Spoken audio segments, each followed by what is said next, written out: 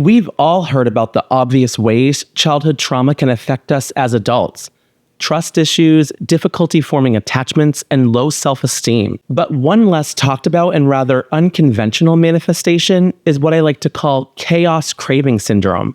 It's this insidious way our unresolved past can drive us to seek out turmoil and drama in our adult relationships, even when everything else seems fine. And stick around because later I'll share 9 specific examples that you might recognize in your own life. So where does this chaos craving come from? It often starts with inconsistent or unreliable caregiving during our formative years. When our primary caregivers were unpredictable, maybe affectionate and present one moment, then distant or absent the next, we learn to associate love with instability. Our young minds adapted to this by becoming hyper-vigilant and constantly on edge, always ready for the next emotional upheaval. This survival mechanism, while useful in an unstable environment, unfortunately follows us into adulthood. In our adult relationships, this manifests as a discomfort with calm and routine. When everything is going smoothly, we might feel a nagging sense of unease. It's as if our internal alarm system, conditioned by our chaotic past, can't handle the silence. Instead of enjoying the peace, we might find ourselves restless, anxious, or even bored. The stability that should feel safe instead feels alien and unsettling. This discomfort can lead us to subconsciously, or sometimes even consciously, create drama. We might pick fights over trivial matters, blow small issues out of proportion, or seek out high-intensity experiences. It's not that we enjoy the conflict, but rather the chaos feels familiar and oddly comforting. It's what we know. It's what we've learned to navigate. Another way chaos craving syndrome can show up is through our choice of partners. We might be mysteriously drawn to people who are emotionally unavailable, unpredictable, or even abusive. These relationships, while damaging, mirror the instability of our childhoods and thus feel oddly comfortable. We might rationalize it by saying we like the passion or excitement. But in reality, we're just repeating old patterns. It's important to recognize that this craving for chaos isn't a conscious decision. We're not deliberately sabotaging our happiness. It's more like an autopilot mode that's hardwired into our psyche. Understanding this can be the first step towards breaking the cycle. We need to acknowledge that our comfort with chaos is a learned behavior from a time when unpredictability was a part of our daily lives. Now that we understand what chaos craving syndrome is, let's delve into 9 relatable experiences of how this can manifest in our adult relationships. These examples will help us see how deeply ingrained these patterns can be and how they impact our connections with others. Number 1 is picking fights over small issues. Imagine we're in a stable, loving relationship and everything is going smoothly, yet we find ourselves getting irritated over small things. Maybe our partner leaves their clothes on the floor or forgets to take out the trash. Instead of calmly addressing these minor annoyances, we explode, turning a trivial issue into a major conflict. This isn't about the clothes or the trash. It's about our discomfort with peace and stability. We might subconsciously create drama because the chaos feels familiar and oddly comforting. For instance, one morning, our partner might forget to make the bed.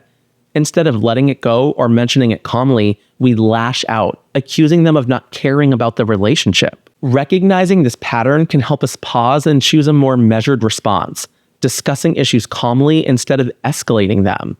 By becoming aware of this tendency, we can start to address the root cause and find healthier ways to communicate our needs without resorting to conflict. Number 2 is seeking out emotionally unavailable partners. Another way chaos craving syndrome might manifest is through our choice of partners. We might consistently find ourselves drawn to people who are emotionally unavailable or unpredictable. For example, we might be attracted to someone who gives us mixed signals.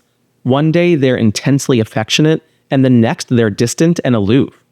This roller coaster of emotions mirrors the instability we experienced in childhood. We rationalize this attraction by telling ourselves we love the passion or the challenge, but in reality, we're just repeating familiar patterns. Imagine we're dating someone who cancels plans last minute without any explanation, leaving us feeling confused and insecure.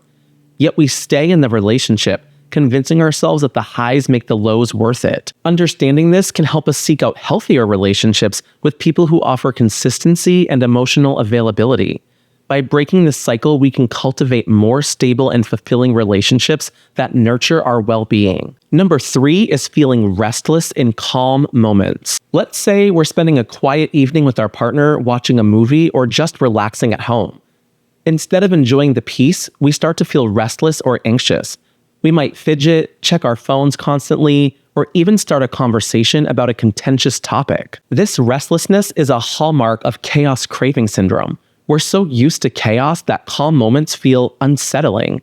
For example, during a serene weekend getaway, we might feel compelled to bring up a sensitive topic out of nowhere just to break the calm. To cope, we can learn to recognize these feelings and find healthier ways to manage them.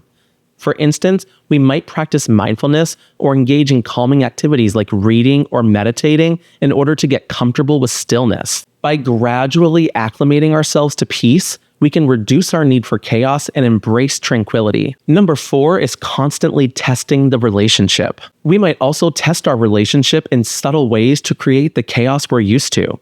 For example, we might test our partner's love and commitment by being intentionally difficult or withdrawing affection to see how they react. This can create unnecessary tension and conflict. It's a way of recreating the unpredictability we knew in our childhoods. For instance, we might start ignoring our partner's texts to see if they will become desperate to talk to us, testing their devotion. By becoming aware of this behavior, we can work on building trust and security in our relationship without the need for constant reassurance through conflict. Developing healthier ways to seek validation and security can help us maintain a stable and loving connection with our partner. Number 5 is creating crisis situations. Suppose everything in our relationship is going well. We're communicating, we're happy, and things are stable. Yet we find ourselves stirring up issues, perhaps bringing up past arguments or creating problems where there are none. This need to inject crisis into a peaceful situation stems from our internalized belief that stability is dangerous or boring. For instance, during a particularly happy period, we might suddenly accuse our partner of hiding something from us without any real evidence. Recognizing this pattern allows us to challenge it and seek out healthier ways to feel engaged and connected. By finding productive outlets for our energy, we can prevent unnecessary drama and maintain harmony in our relationships. Number 6 is overreacting to minor problems. We might also overreact to minor problems, treating them as if they're major crises. For instance, if our partner is late coming home, we might immediately assume the worst and accuse them of not caring about us. This reaction is driven by our internal chaos and fear of abandonment. For example, a slight delay in responding to a text message might lead us to think our partner is losing interest, causing us to react with intense worry or anger. Learning to step back and assess situations more calmly can help us avoid turning small issues into big conflicts. By practicing patience and perspective, we can respond to challenges in a more balanced and constructive manner. Number 7 is avoiding intimacy and vulnerability. When things get emotionally close and uncomfortable, we might push our partner away or create distance.